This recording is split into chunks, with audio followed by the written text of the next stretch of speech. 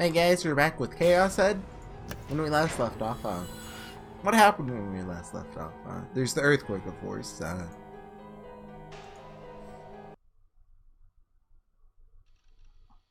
My headache still wouldn't let up. It's taken close to 2 hours to reinstall my OS. Right. So we just cut from someone. I think the detective, like his partner wasn't there or something. Now we're here with Takumi after having his computer break. And taking close. I already said that, right? Midway through, the pain had made me lose consciousness a number of times. I dozed off at the computer before, but this was the first time I'd actually passed out. Even so, the pain had mostly retreated compared to 2 hours earlier. I wet my throat by drinking some coke and mustered my energy. I returned my topple bed to its original position and cleared some of the space on the floor to walk around in. Doing these things took considerable effort, due to how my body refused to work up any strength, but I want to be able to leave the room if I didn't clean up. It'd be the worst if, during Shogun's next attack, although I didn't know if it were really him or not, I had myself trapped in here and couldn't run away. I needed to guarantee myself an escape route. In any case, once I had finished rearranging things and reformatting my OS, I swiftly faced my PC and installed ESO, attempting logging into Bazillad. Yes! Lightheart's still there! All my equipment and stuff is safe too. Thank God! Thank God! My excessive emotion almost drove me to leap from my chair and pump my fist into the air. And even that was exhausting. I stopped myself halfway. Even so, I was overjoyed to be able to meet my alter ego again, after thinking he had disappeared forever. Let's see. Now that I was relieved, I started wanting to find out what on earth had happened in the first place. It was enough to give me the urge to sue someone for damages. It seemed like an earthquake, but that alone left too many things unexplained. Tried to save Grim or in Bazillad, but I couldn't find him. Tried going to our usual chat room. My bookmark for it had disappeared, so it took a while to find. But Grim wasn't there either. I was with him, vanishing on me at such a crucial time. No recourse but to open the Taboo homepage. There's some headlines with over 200 casualties in Shibuya. Apparently an earthquake had occurred. After all, magnitude 5. The number of casualties was awfully high, so the chances are strong that it would continue to mount, even beyond 200. There are also reports that the sky over Shibuya had temporarily turned white, and a vast mushroom cloud had risen, but no one seemed to be aware of how these were connected to the earthquake. Then pounced on an overt ant channel as well, with a lot of people posting things like Shibuya again and Shibuya's over, isn't it? Videos have been uploaded, ones that showed film from the traffic cameras of the pedestrian scramble. This isn't just an earthquake, is it? At the time, I had been attacked by a horrific headache. It wasn't even at the level where you could call it a headache. It felt as though the inside of my skull were boiling. Even now, 2 hours later, it left a pulsing pain and a limp heaviness behind in my body. Maybe you'd end up like that if you got struck in a microwave. When I thought of it that way, in the sense that maybe my paranoid delusions about it being an electromagnetic attack set off by Shogun weren't completely mistaken. And then I heard a familiar noise from my PC. It's the sound that rang out whenever someone entered the chat room. Please don't be Shogun. We don't need that right now. Maybe Grim entered. I couldn't even ask him for the details. I flicked my eyes over towards the chat window. Of course. Eee! An unthinking shriek spilled from my throat when I saw that name. Such impeccable timing. Could it be that he was really peeping in on my thoughts? The hand gripping my mouse quivered. I was so terrified that I went rigid. Even the pain in my head flew straight away. Even though I hated merely looking at the word Shogun, I couldn't get my eyes away from the monitor. I wanted to leave the chat room, but I received such a shock that it was as though my body had been cut away from my consciousness. I couldn't control the mouse. Prickling sensation in the back of my neck. Someone was watching me again. God's gaze.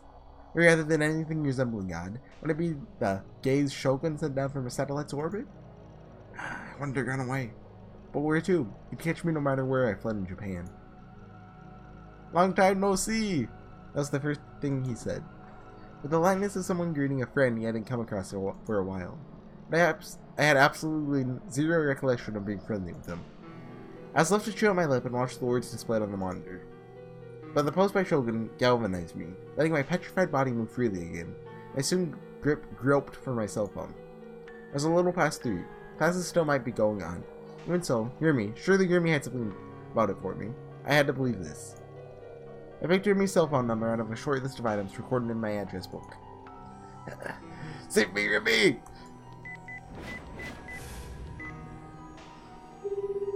You hate me?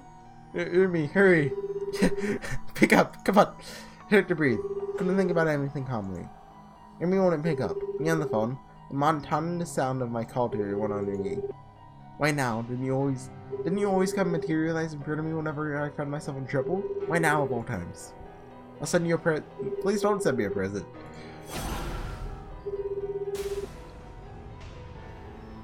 Did he feel like sending me another one of those? This time, he'd set me up as the real new gen perp for sure. No, I don't want that. I'm not the criminal. I don't think that's laughter. It felt like I had become a fish stranded on land. I wasn't getting enough oxygen. My head went fuzzy. Yurmi was my last hope. Gripping my phone harder and harder, I concentrated all my attention on the other end of the line. I'm still praying. Went through! Help me!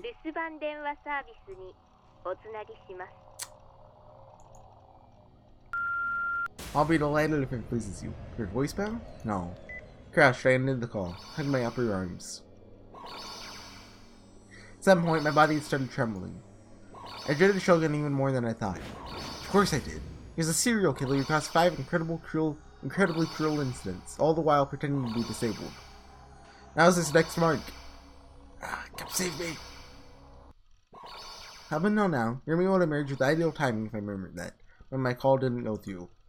The fake D-sword, which lay tumbled in a corner of the room, caught my eye. I took it in my hand to cling to the faintest of hopes. This was a toy. I say too, had declared it one. And I wanted to think, maybe, just maybe, if I had a D-sword, I'd be saved. I'd be able to defeat Shogun even if he attacked me again. So please, brandish the D-sword, focused on the very tip of its blade. Please be the real thing. Please save me. D-sword, show me your true form. I squeezed my eyes shut and gripped the hilt harder. No sound. I furtively opened my eyes. Nothing had changed. This was a toy. What? Come on, it's just doing its very best that it can. It can't help that, it's a toy sword. Don't take it out on him. It's done nothing wrong. Toy Sword Kun is my favorite character. Flung the toy sword at the floor. Wandered around and around the room. Bit my nails and considered what to do. It seemed like I'd be ground to be pulped by fear, and I couldn't get my thoughts together.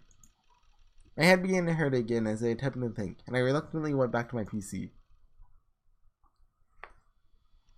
Shogun had already departed the chat. Traces he left behind consisted of only 4 lines. Not wanting to even see those words, I hurriedly got myself out of the chat room now that Shogun had vanished. My trembling still wouldn't stop. Shogun was challenging me. What could be so enjoyable about dogging me?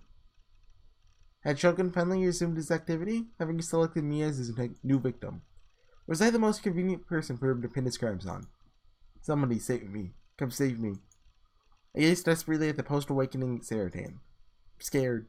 Being alone. I didn't want to be alone. Wanted to have someone by my side. Wanted someone to protect me.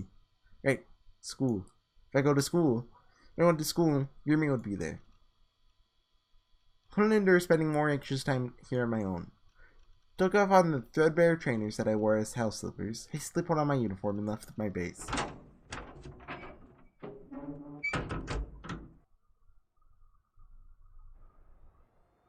Going into the cold outdoor air made my headache somewhat milder. A more restless atmosphere than usual hung about the city. Perhaps it was due to the earthquake. Sirens rang out unceasingly far in the distance. I couldn't tell whether they were from fire trucks or ambulances, most likely both. Yamate Street, 1 block away from where I was walking now, become incredibly congested. Numerous cars had caused head-on collisions and had left there in the middle of the road. I didn't see their drivers anywhere. The traffic was the fault of those abandoned cars. Other drivers all honked on and on as if they were going insane. As I stumbled my way towards school, a lone dog caught in front of me, howling as it crossed my path. It was a chihuahua with bloodshot eyes, dragging its leash behind its short body as it sprinted with all its might. Huge globs of drool hung out of its open mouth, must have gotten separated from its owner. As I sawed off absent-mindedly, caught my toe on something and almost fell over. There was a fissure in the asphalt, with one side slightly higher than the other. This must be due to the earthquake. I stopped there and looked up at the sky. A few small clouds floated, carefree, in the midst of a dim blue. Immediately following the earthquake, it apparently turned white, as if it were one giant aurora, but I couldn't spot any traces of that anywhere. This wasn't the usual Shibuya. Simply couldn't calm down. It wasn't merely because of the earthquake's influence. It wasn't merely because of my migraine.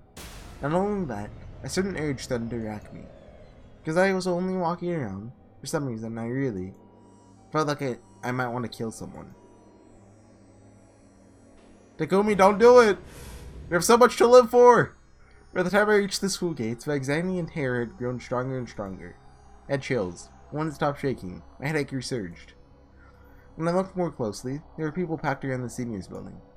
Tried to spot me there. Mysteriously, every single one of them was alike in how they looked up at me at the top of the school building.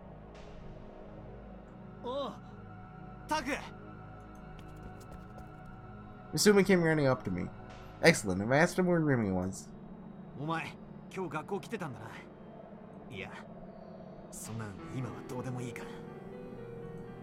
He spoke with terrible sobriety, and his expression was pale. One really saw him so shaken. What on earth could have happened? Bad? What was? 病気だったんだろ。精神病のことがバレて余計におかしくなっちゃったらしいぜ。Oh, I guess I? さっき飛べるとか言ってたぜ。やべえよ。やばすぎる。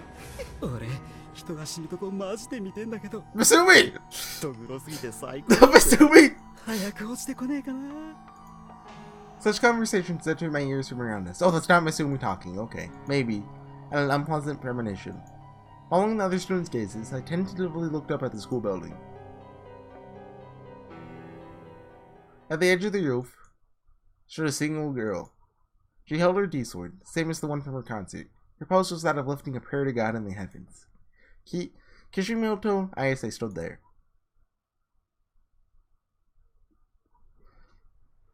Oh, I want to talk to Ruby, please. その体は写真の影に潜み、目には映らない存在。 Kishimoto Ayase felt the wind. A chilly wind began to carry with it a faint hint of winter. As she entrusted her body to the wind, her expression was very anguished. Drops of sweat rolled down her cheeks. 離れようとも離れようとも冷めぬ悪夢は。 The Sumei Academy roof was surrounded by a metal fence nearly 2 meters high. Ayase was currently standing in a barely 30 centimeter space that lay outside it. She had already been standing there for over 10 minutes. If she took another step forward, she would fall from the 4-story high school roof. Many students had gathered below, and watched Ayase with bated breath. No, you're not Shiro. Don't become a sword. People had long since contacted the police and emergency medical services, but they hadn't arrived on the spot yet, due in part of their needing to respond to the earthquake of several hours earlier. Teachers started around to prepare a landing mat in case worst came to worst.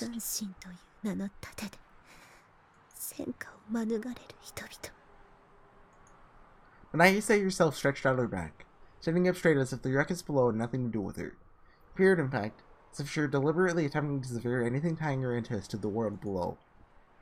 Raising her chin to look up at the sky, she closed both eyes. She resembled a shrine maiden praying to heaven. Perhaps because she had a good sense of balance, her body didn't waver whatsoever in the small wind. Never mind the fact that she was carrying a colossal sword, but approximately as tall as she was, in her right hand.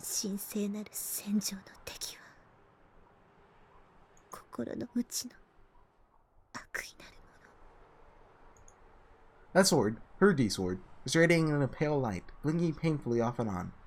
As though synchronizing with its blinking, agonized sighs fell from Ayase's lips, and a weak, thin whisper came leaking out of them.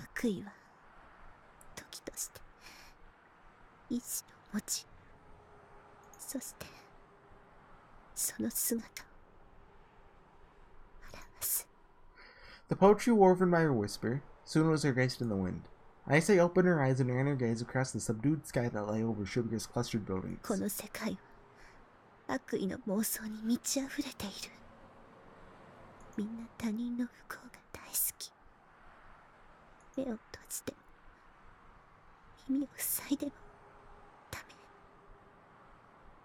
昔からずっと私のそばを離れてくれないわ。 As she murmured, she brought her enormous sword up to her chest. She embraced it gently with both arms. Mysteriously, that sharp-looking sword placed on a single wound on her body. 帰りたかった。大いなる意志が住むもう一つの世界に。そのために心を切り刻んで全部受け入れたわ。混沌の器としての。 As a vessel of chaos head. Play credits. Ayase's expression contorted in grief. Quiet tears spilled from her eyes. Those voicelessly wept teardrops danced into space, worn away by the wind. だけどグラジオールの態度が How do you say that? 活発化している。 Glagiol? 時間がないのに見つからない。見つからないのよ。天国の扉も賢者も導き手も七つの神罰も。黒騎士の伝説は本当なの。歌はもうたくさん歌ったわ。それで足りないって言うなら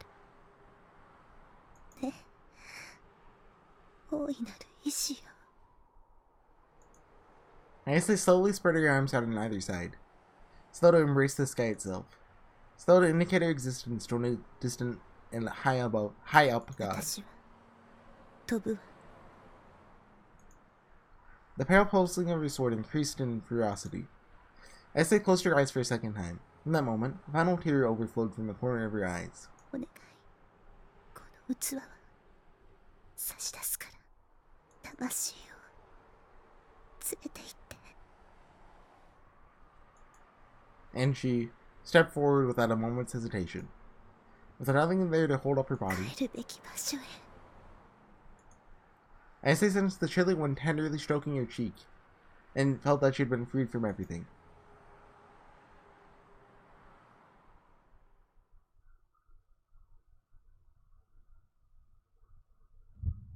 Helpless, all I could do was watch. When Ayase spread her arms out on both sides, she slowly stepped into thin air as though an invisible stairway lay there. Screaming and a general roar overflowed from the spectators all at once. I was kind of expecting Takumi to, shout something cool and be like, "Yo, Ayase, you have so much to live for." But he barely knows her, so Ayase's body lost its support like a pop at a string something kind. She flew inverted through the air. Everything went into slow motion. Ayase's body plummeted down. Her rate of descent was horribly slow. But she was definitely falling. Dying. She would die. I couldn't save her. It would be impossible to save her, falling from that height. Moreover, below her was concrete. Her bones would shatter, her innards would be crushed, her spinal fluid would come bursting out, blackish blood would spray out every which way. If only a flower bed or something were there. If only there was soft soil, then maybe she would survive. I didn't want to see the moment of anyone's death. I was about to close my eyes. That instant, I felt it. A tingling at the nape of my neck. Turning around, no one was watching me. Everyone was either facing down or looking up. Whose eyes are those eyes?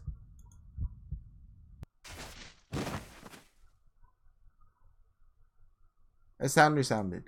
Sound of falling. It was the first time I'd heard it. That sound was unexpectedly soft. まさか Beside me, Asumi widened his eyes, stunned.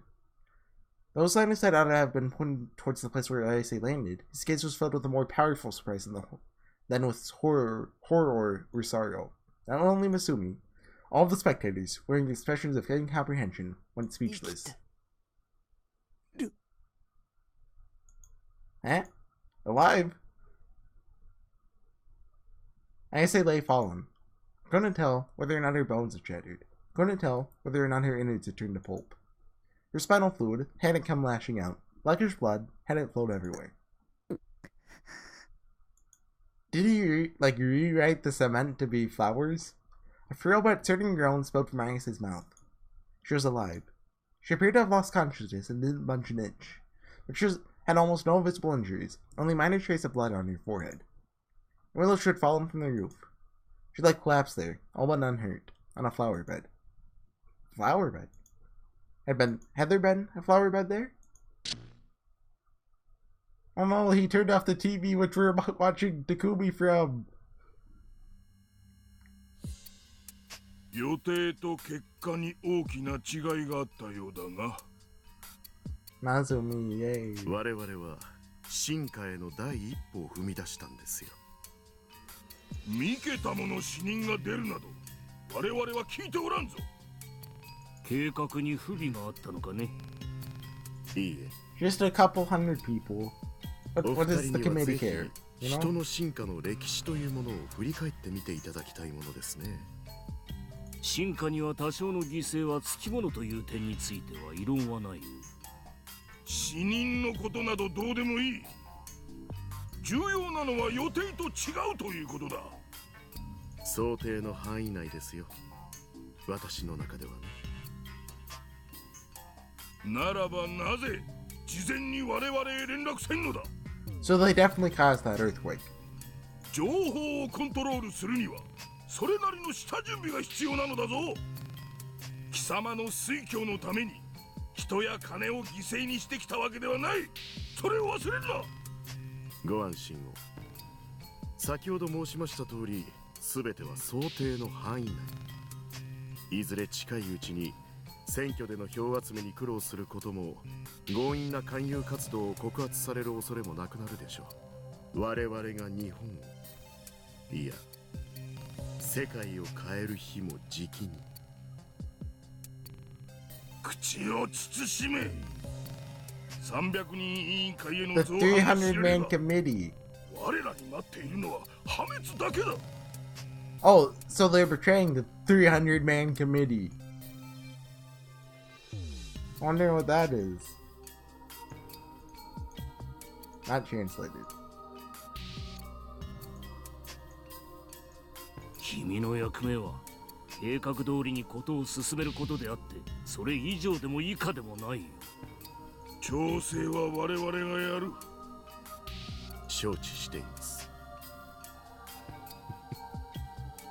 Evil laugh. それで第二世代についての報告を聞こうか。お二人にも満足していただける仕上がりですよ。ノア2は。 Noah 2? Who's Noah 2? Is that me? Is that the Kubi? Or... I ran from school to the park with all my might, stopping only when my breath ceased coming. My lungs furiously sought oxygen. As I wheezed, I took a swift look around the park. There were absolutely no human figures around.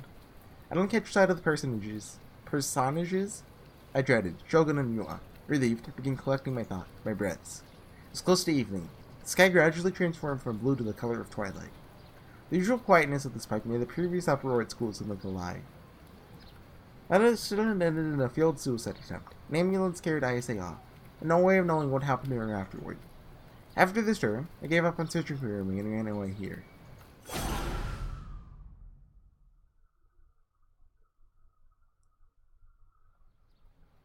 The spectacle from before was incredibly seared into the back of my brain. At the time, as Ayase fell, I thought she could never be saved. But she lived. I still didn't know the details, but at least she hadn't died. She was breathing. She had few, if any, outer wounds. Under normal circumstances, she definitely would have died. She was miraculously saved, because she fell atop the soft earth of a flower bed.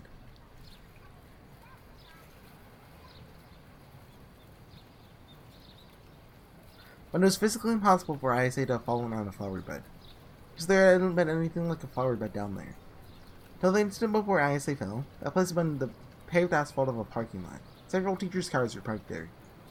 Despite that, why, in a single second, had a flower bed manifested? Had I done it? Even in the midst of being upset over it, I envisioned that maybe there's a flower bed beneath her. But just because of that, could a split-second illusion like that actually become reality? I wonder if I had some kind of special power, and had undergone the similar experience of witnessing Ayase divided in two, but... could I do something as amazing as creating a flower bed instantaneously? Even though I don't possess the V-Sword? Furthermore, that flower bed had continued existing even after Ayase fell. Teachers ran up to her as she lay there. They left footprints amid the flowers. Flowers were blooming there, though they're the same as those planted in the courtyard flower beds. Are their stems bent from being trodden on by the ambulance crew? They were probably still in the same place even now. The illusion had become a reality. It stayed that way. It hadn't ultimately disappeared, like Ayase's doppelganger. Everyone had accepted the flower bed as if its presence there were perfectly normal. None of them had expressed any doubts about it. Could I seriously have done that? Oi. Eh? A sharp voice called me from behind. Before I had a chance to turn around, hand stretched out and seized the front of my shirt. Without my having any chance to struggle, Senna, right? I got shoved violently into the playground equipment. Senna! I don't have any popsicles, I swear! My back slammed powerfully against it, and I moaned in pain. It could have been anyone. Senna was the one who would use violence against me out of the blue. She grabbed the front of my shirt and pulled me up with incredible force. I couldn't breathe, waved my arms around in vain, but she showed no indication of letting me go. On top of that, her eyes were brimming with a sharp light that might be interpreted as the desire to kill. I went cold, thinking you should murder me, frantically shook my head. Senna's fierce breathing brushed my cheek. Such rage that I feared like she would bite me at any moment. Why was this girl so violent and so scary? Save me! Somebody save me!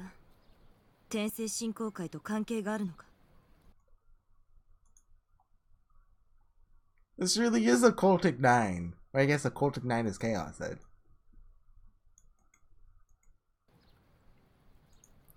Yeah? Eh? Natural born what? Usually, her voice had grown strained, and I had no idea what was going on. All I could do for the time being was keep shaking my head over and over.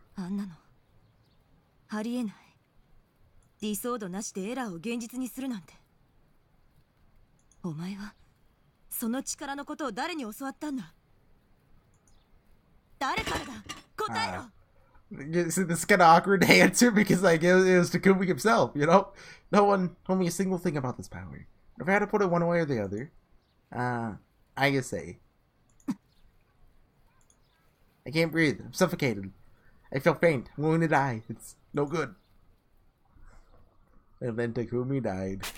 Oh. Just as I seemed to be about to lose consciousness, Senna let me go without warning. Collapsed in place. That's coughing. As I hacked away, I desperately sucked in air. What the heck? Was Senna my enemy, as I thought originally? Did she too work for Shogun? If so, I had to escape. What was the Church of God's Natural Born Light? Never heard of anything like it. Seeing my bewildered face, Senna finally stopped glaring. She clicked her tongue lightly and let out a sigh.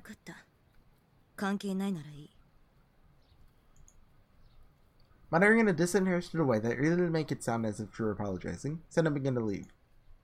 It seemed she didn't intend to hurt me. Then, I screwed up my carriage and called to her. That should ignore me, but Senna stopped and turned back to face me. Her expression was still severe, but apparently she meant to listen to me. When you say power, what do you mean? Senna knew something. She referred to the flower bed, saying, "You created it, didn't you?" Everyone on the spot decided for me and acknowledged the flower bed as something that had been there from the start. Senna was different. The flower bed from before. How? Imagine it. I had, but...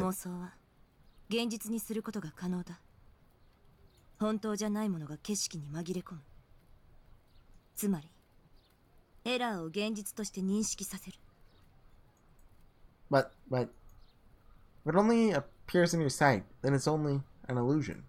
Illusions were no more than illusions. They were false. That flower bed were an illusion. I say wouldn't have lived. Illusions to illusions. Something cool. I say I've been safe because the flower bed there wasn't an illusion, rather than the real thing. 世界の仕組みは3つの数字で全て説明できる。0と1、そしてマイナス1。0, 1, and negative 1. ディソードはそのマイナス1を生み出すためのショートカットになる。It's a shortcut. だがお前はディソードなしでそれをやった。She started saying things that went over my head again. No, but what Senna told me wasn't merely a flight of fancy. At least, the patent for VR technology turned out to be fact. Senna really did know something. いいか、これ以上エラーを作るな。それがお前のためだ。